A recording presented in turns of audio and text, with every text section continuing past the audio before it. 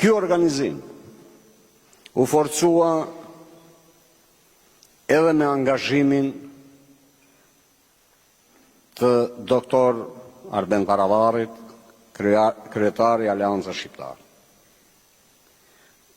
E bëri në momentin ku duheshte ky veprim. Ishte një mesazh shumë i mirë, porosi shumë e mirë, si për faktorin vendor, ashtu edhe për atë ndërkombëtar, dhe aq më shumë për këta hyjsmeqarët.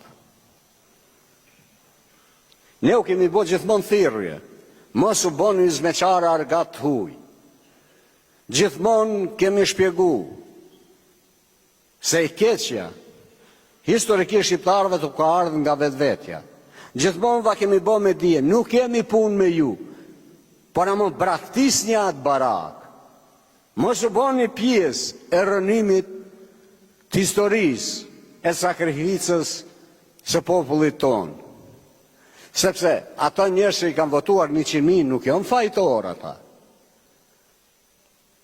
Fajtor janë këta që nuk din, apo din e s'duan për shkak të interesave të ngushta grupore, qëndrojnë aty. Me drejt doktorit thotë, është e pa mundur t'i përballoj këti organizimi masiv të shqiptarëve të Maqedonisë që janë bashkuar rreth Aleancës Kombëtare për Integrim. Është e pamundur ata t'i përballojnë. Çka do bëjnë nesër?